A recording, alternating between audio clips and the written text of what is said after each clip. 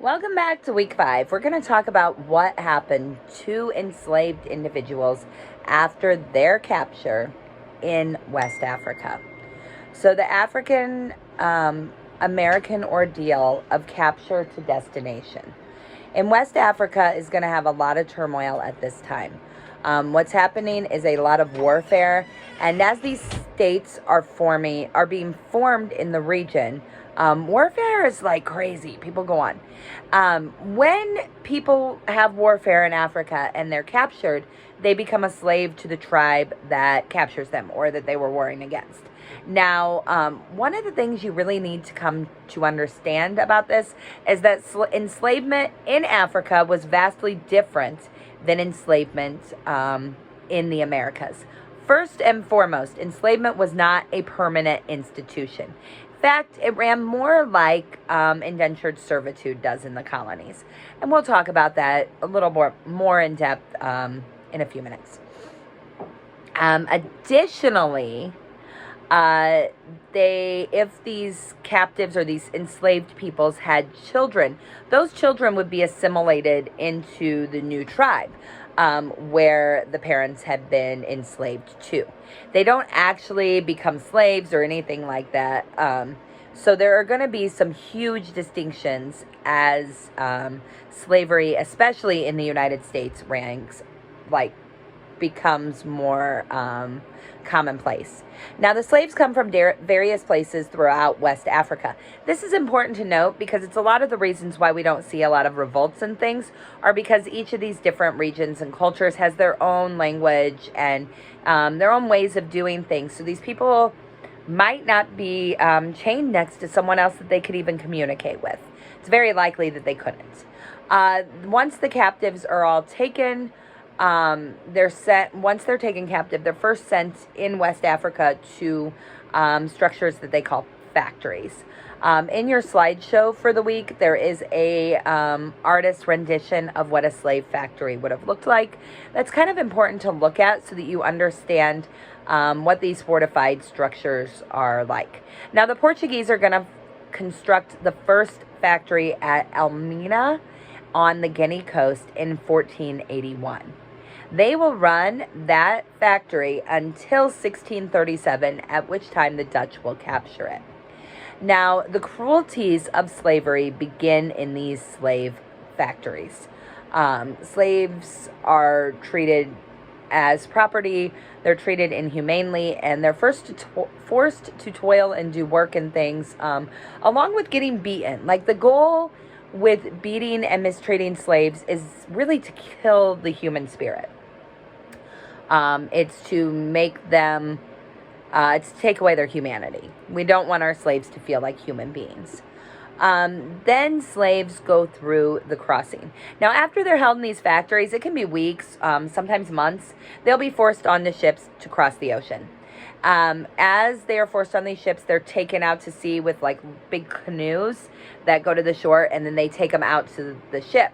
What the sailors find is that if they take their slave ships too close to the shore, there's more of a chance for revolts and rebellions and things to happen. So they keep them offshore and they take people over on large canoes. Another thing that they realize is that during the time that they're gathering all these slaves onto the deck of the ship, they need a place to put them. So they erect like these temporary housing structures that they'll tear down before they set sail. And they house all the slaves in there. And then they also will install nets and things around the edges of the ship so that if the slaves try to even like jump in the ocean to swim away or to kill themselves, they can't do that and they'll be reset back to the ship. Once they take sail, the passage actually takes 2 to 3 months. From time of enslavement at this point, we could be like 9 months out because it can take several months while you're in your factory, and then it can take as long as 2 months to load all the slaves onto the ship. Then another 3 months to get to where they're going, 2 to 3 months to get to where they're going. So in the first 3 centuries of the Atlantic slave trade, it's really going to endure quite well. And West European nations are going to be at war with each other, and slave ships will start to become the prized targets. Why are slave ships the prized targets? Because they're worth a lot of money. Now, natural forces could be particularly dangerous to these slave ships. Things like doldrums, which are long windless spells at sea, could be incredibly hurtful because you could just be stuck at sea, which means you're going to run out of supplies. And once you run out of supplies, people start to die. Hurricanes can also destroy the ship, along with the crew and the cargo. The name given to these slave ships are slavers. These are small and narrow ships that are measured in tonnage, and the captains of these ships try to keep a light cargo.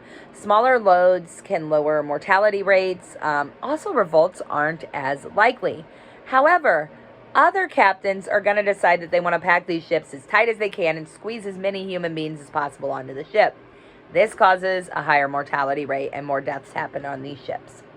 The cargo space is only 4 to 5 foot high and is actually halved vertically by building shelves. So slaves will be packed both above and below on these shelves.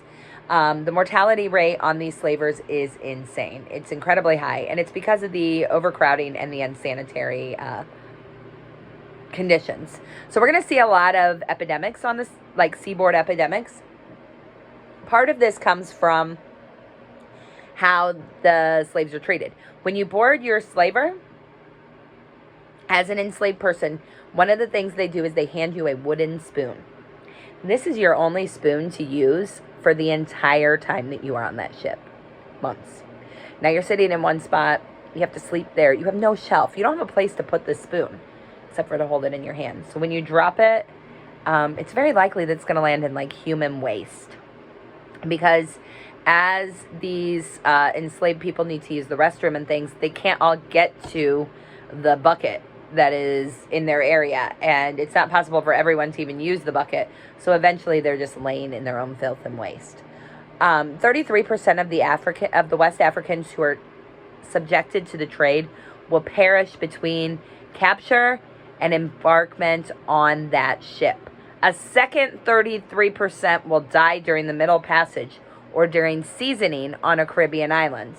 So only a third of those enslaved will actually survive this process and become slaves. Slaver crews are going to have an actual higher death rate than the slaves themselves. So while it could be a lucrative job, it also was a very dangerous and highly deadly job. So when it comes to provisions, when slavers leave Liverpool or other European ports or ports in the Americas, they're going to be provisioned with food and supplies for their crews. After they reach the Guinea coast in West Africa, captains will purchase pepper, palm oil, lemons, yams, limes, plantains, and coconuts. Now, the reason that they purchase these is because what they discover is gastrointestinal issues happen if the enslaved are introduced to a European diet on that ship. That just means more waste and like stuff going on. A lot more sick slaves and a lot more people dying. So what they discover is it's cheaper and easier to feed these slaves part of their natural African diet. And essentially the slaves will be fed twice a day. And cooks are going to prepare big pots of vegetable pulp or porridges or stews. They're going to put them in big buckets. If the weather's nice, those big buckets go on the deck, and the slaves get brought up from the lower deck and brought up to get some sun and fresh air. And then they're also forced to like exercise or perhaps dance to entertain the crews. It's also good for their bodies physiologically because when you're seated or laying down for days on end, you need to do something with your muscles to keep them moving. Now, if the weather's bad, the slaves are forced to eat where they lay. So slaver captains do know they have to feed the slaves, but oftentimes they sit and figure out kind of a formula for how much they have to feed them to keep them alive. And they're just going to get the bare minimal. Now, in addition, we're going to see a lot of issues with sanitation, disease, and death aboard these ships. The human cargo and the European crews will all suffer from diseases. These can include malaria, measles, hookworm, dysentery, scurvy, smallpox, and yellow fever. Prior to 1750, the death rates are astronomical. Now, ships become faster after 1750, which means that these enslaved peoples are spending less time on the ship.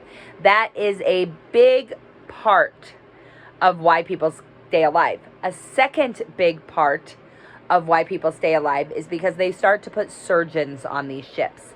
Now, the surgeons will know more about hygiene and diet, and they'll even know some things about some early forms of smallpox vaccines. So for those who don't know, the earliest forms of smallpox vaccines are incredibly crude. How they work is if someone has smallpox, a doctor will cut open one of their smallpox sores, one of their lesions, and then will cut the skin of a healthy person and rub that in the smallpox. That little bit of smallpox is how they start to inoculate people. Poor sanitation, however, is going to continue to lead to a massive number of deaths. We still don't have sanitation figured out. Keep in mind, too, when it comes to bathrooms, we're talking 3 to 4 toilet tubs below the deck. People can't get to them in time, especially children. And if people are sick, they're just going to excrete where they lay because nobody can pick them up. Dysentery spreads like wildfire, as well as other diseases that spread by human waste, and they thrive incredibly well in this environment. More capital is really required for the Atlantic slave trade than any other commerce in the 17th and 18th century. You have to have an incredible amount of money for the investments, ships, crews, navigational equipment, armaments, and then you still need money to purchase the slaves, as well as supplies of food and water. And the cost is astronomical. The goal is to get as many healthy slaves as possible, to a sale yard where you can sell them and make the most profits possible. However, scholars often debate the idea of cruelty that the slaves suffered on these ships. There are some who argue that the cruelties were exaggerated. I tend to fall in the category where I don't think we can even wrap our minds around the horrors that these individuals experienced. The primary cause of death at sea is epidemic disease. Keep in mind that medical professionals have very few tools for these diseases at this time. They're kind of a death sentence on land as much as they are on the ship. The enslaved are also subject to intense torture, both mental and physical. Rapes are incredibly common among slave women. It's part of why slave men are always kept chained up, because they can't do anything to the crews who are raping women where they can hear them. In addition, we see assaults, beatings, floggings, whippings, torture, burnings, brandings, basically anything that you can think of that would break the human spirit, that is done to enslaved people. The African women on the ship are going to have an even harder time. They can't avoid the unwanted sexual attention.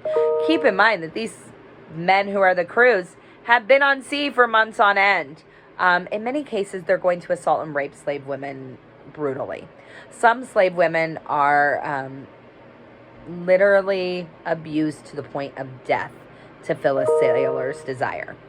Women are worth half the price of men, so they're considered incredibly expendable in comparison to men. So basically, if a male slave pissed you off and you wanted to beat someone to death for it, you just go grab a woman and beat her, because chances are she did something too, and she's worth less money. So you want to keep the men alive. They also pick up fewer women, because women aren't worth as much money. So this means that women are abused worse sexually and kind of passed around like an object. Women are kept in separate compartments below the deck. This is so the sailors can more easily assault them and that they have no one to protect them. When we come back, we're going to talk about what it's like as they land and get ready for sail. Thank you.